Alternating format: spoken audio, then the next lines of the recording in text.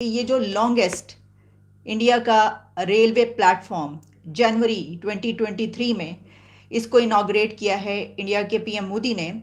इसका नाम Guinness book of world record में भी आ गया है। खुजली बहुत कुछ लेकर जाती है। पाकिस्तानियों को बहुत खुजली थी कश्मीर की, आज भी है। कश्मीर बड़ा दिल में इनकी खुजली। कश्मीर और फिलिस्तीन को छोड़ दो, जमान पार्क को बचा लो अपना।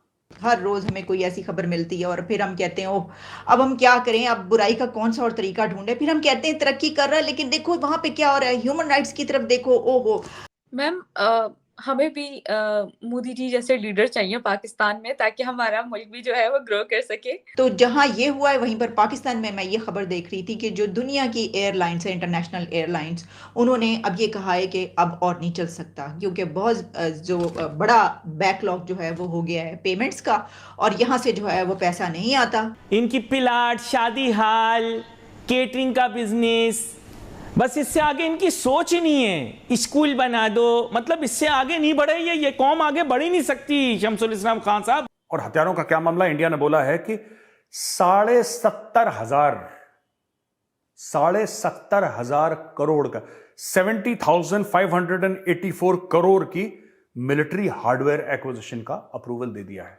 तो पाकिस्तान के लिए जो बाहर की फ्लाइट्स हैं, अमेरिका की और लंदन की, खासतौर पर 2-3 कंट्रीज जो हैं उनकी फ्लाइट्स का जिक्र आया हुआ था, एक खबर थी। तो उन्होंने कहा है कि ये अब हो सकता है कि आने वाले दिनों में यहाँ से वो अपनी जो एयरलाइंस है वो अपनी फ्लाइट्स बंद कर दें। दोस्तों, इंडिया इसलिए कर रहा है क्योंकि भारत ये चाहता है कि जो चाइना है, चाइना का मुकाबला ढंग से हो। I feel that Modi ji is the father of nation, and ये मैंने उस दिन डिसाइड किया जिस दिन वो इतना रोए कोविड के वक्त। उनकी आंखों में से जो आंसू निकले, अब मैं जब वो स्पीच देखती हूँ मुझे खुद आंसू आते। आई एम सॉरी रिबाहा, चाहे कोई कुछ भी बोले, वो आंसू झूठे नहीं थे जब उन्होंने लोगों को मरते हुए देखा, अपने लोगों को।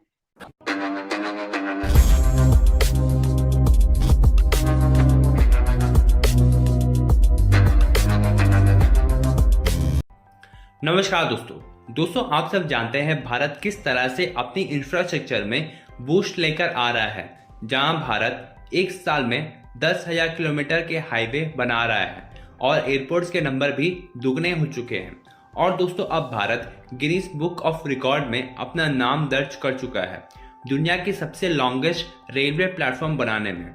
और दोस्तों, इसके साथ साथ अब भारत डिफेंस में भी काफ़ी आगे बढ़ता जा रहा है और दिन पर दिन निवेश कर रहा है, जहां हमारी भारतीय सरकार ने $9.5 बिलियन के वेपन्स ऑर्डर दिए हैं हमारे तीनों डिफेंस फोर्सेस के लिए, जिसमें हेलीकॉप्टर, गन्स, फ्रिजेट्स और अन्य वेपन्स भी होंगे। और दोस्तों, इस डील में काफ़ी सारे चीज़ भारत में ही बनाए जाएंगे आत्मनिर्भर भारत के तहत। वहीं दूसरी तरफ हमारा पड़ोसी देश पाकिस्तान भारत से कम्पीट कर रहा है, जहां इस बात से खुश हो रहे हैं कि इमरान खान की ट्वीट की रीट्वीट और लाइक्स मोदी जी और बाइडेन से ज़्यादा है। जैसे कि इमरान खान कोई पाकिस्तान के लीडर नहीं, एक टिकटॉक बनाने वाले स्टार हो। तो चलिए दोस्तों, इसी पर आगे पाकिस्तानी मीडिया का रिएक्शन देखते हैं। India is adding 10,000 kilometre of highway per year. The length of the road network has increased from 3,81,000 kilometer in 2014 when Modi was elected to 7,29,000 kilometer this year. Over the same period, the number of Indian airports has doubled. ये जी the economist से लेकर और आपको international organisations, media outlets पे ये खबर कई जगहों पे मिलेगी।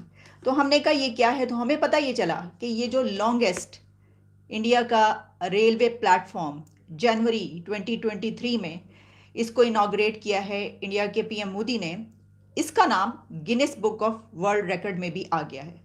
और गिनेस बुक पे फिर मैं गई, मैंने कहा देखे यहाँ पर क्या है, तो उसमें ये आ रहा है कि उसकी डिटेल्स हैं कि इस वक्त जो the longest railway platform is 1,507 metres and was achieved by South Western Railway, Hubli, India, Karnataka. ये इसके अंदर और भी डिटेल्स हैं कि अब इसको जो है ये दुनिया का सबसे लॉन्गेस्ट रेलवे प्लेटफॉर्म कहा जा रहा है। और ये जो है construction was part of A remodel project of A railway yard, और फिर और कुछ डिटेल्स हैं इसके सामने। तो इस तरीके से जहां और बहुत सारी डेवलपमेंट्स में और प्रोग्रेस में इस वक्त हम देख रहे हैं कि हमारा हमसाया तरक्की करता हुआ हमें नज़र आ रहा है, आगे निकलता हुआ नज़र आ रहा है। हर रोज़ हमें कोई ऐसी खबर मिलती है और फिर हम कहते हैं ओह अब हम क्या करें, अब बुराई का कौन सा और तरीका ढूंढे। फिर हम कहते हैं तरक्की कर रहा है, लेकिन देखो वहाँ पे क्या हो रहा है, ह्यूमन राइट्स की तरफ देखो। ओहो, तुम लोग इंडिया के पीएम मोदी को कहोगे ये तारीफ करोगे? तौबा तौबा। क्योंकि हमें हमारे पास ये नहीं है कि हम कहें कि वो तरक्की कर रहा है तो क्या हुआ। जवाब तो ये होना चाहिए कि हमारी तरफ भी तो देखो ना कितनी तरक्की हुई, क्या कुछ हुआ। लेकिन हमारे पास जो जवाब है वो तो मैंने आपके सामने। तो जहां ये हुआ है वहीं पर पाकिस्तान में मैं ये खबर देख रही थी कि जो दुनिया की एयरलाइंस है, इंटरनेशनल एयरलाइंस, उन्होंने अब ये कहा है कि अब और नहीं चल सकता, क्योंकि बहुत जो बड़ा बैकलॉग जो है वो हो गया है पेमेंट्स का, और यहाँ से जो है वो पैसा नहीं आता, बहुत सी प्रॉब्लम्स हैं। तो पाकिस्तान के लिए जो बाहर की फ़्लाइट्स हैं, अमेरिका की और लंदन की ख़ास तौर पर 2-3 कंट्रीज़ जो हैं उनकी फ़्लाइट्स का ज़िक्र आया हुआ था, एक खबर थी। तो उन्होंने कहा है कि ये अब हो सकता है कि आने वाले दिनों में यहाँ से वो अपनी जो एयरलाइंस है वो अपनी फ़्लाइट्स बंद कर दें।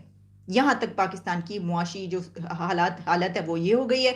और हमारे जो फाइनेंस मिनिस्टर इसहाक डार हैं वो तो उन्होंने बता ही दिया, उन्होंने गो के ये नहीं कहा, लेकिन इनडायरेक्टली जो है वो उन्होंने जब बात की है कि जी हमें कैसे कोई रोक सकता है लॉन्ग रेंज मिसाइल जो हैं उनको बनाने से, हमारा जो डिटरेंस है वो हमारी अपनी कैपेबिलिटी सब कुछ हमारा इख्तियार है, हम करेंगे। एग्जैक्टली ऐसे ही होना चाहिए।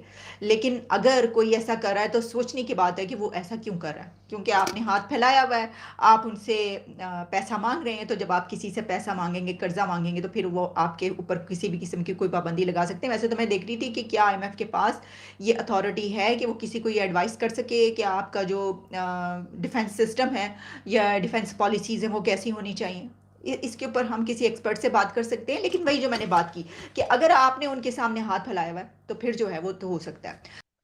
याना मैम, एक तबका तो ये कहता है कि हम अलग ही एक रियासत चाहते हैं। दूसरा कुछ इस तरह के लोग भी हैं जो कहते हैं कि पाकिस्तान मतलब हमें इंडिया के साथ मर्ज होना है। कुछ ही लोग कहते हैं कि पाकिस्तान या कुछ ऐसा तबका है, यानी कि वो ये चाहते हैं कि अलग ही एक रियासत बन सके। तो आप इस बारे में क्या कहेंगी? उन लोगों के बारे में क्या कहेंगी कि एक अलग ही एक सिचुएशन क्रिएट हो चुकी है कश्मीर को लेकर। अलग-अलग तबके हैं, अलग-अलग पार्टीज़ हैं, अलग-अलग फ़िरके बन चुके हैं कि इस पार्टी में शामिल होना है, उस पार्टी में, जहाँ पे जिसको ज़्यादा बेनिफिट हो रहा है वो उस पार्टी में शामिल हो रहा है। तो आखिर असलियत है क्या? कश्मीर मतलब जा क्या रहा है? ये समझ नहीं आ रही। जब चॉइसेस ज्यादा हैं तो चॉइसेस को पकड़ने वाले भी ज्यादा होंगे। किसी को ये चाहिए, किसी को वो चाहिए। But it is common sense की बात कि कोई भी एक फेल्ड नेशन के साथ नहीं रहना चाहेगा। ठीक है, अगर वो अपनी अलग रियासत चाहते हैं तो उनको ये पता होना चाहिए कि फिर से वही हो सकता है जैसे 1947-48 में कबालियों ने रेड की थी। वही चीज 2050 में भी हो सकती है रेड। ठीक है ना, फिर वही चीज वापस हो सकती है रिपीट। फिर ब्लेम कर दिया जाएगा कि वो दरअसल रा के एजेंट्स थे जो आए थे। फिर वही चीज, फिर वही गोल घुमाकर फिर वही पाकिस्तान कहेगा कि हम अपनी आर्मी भेज देते हैं और फिर पाकिस्तान उस पर कब्जा कर लेगा। तो ये सारी चीजें जो है ये कंटिन्यू होती रहेगी। तो वापस अब खुद की रियासत, ठीक है, वो मांग सकते हैं। मुझे नहीं लगता कि पाकिस्तान उनको खुद की रियासत बनाने देगा, क्योंकि उनके पास ना खुद की आर्मी है, ना उनके पास ढंग का कोई मतलब कहते हैं ना कोई कैपेसिटी, प्रोडक्शन कैपेसिटी। देखिए, अगर उन्होंने अपने नेचुरल रिसोर्सेज पहले ही अपने अपने पास रख लिए होते रादर देन पाकिस्तान को दिए होते, तो शायद उसमें से जो उनको जो मिलता है, शायद उन्होंने अगर एक अच्छा एक्सपोर्ट, क्या कहते हैं वो, एक्सपोर्ट रिलेशंस बनाए होते आसपास के अपने नेबरिंग कंट्रीज के साथ, उन्होंने कुछ भी ऐसा किया होता, रिलेशंस बनाए या रिसोर्सेस अपने पास रखे होते।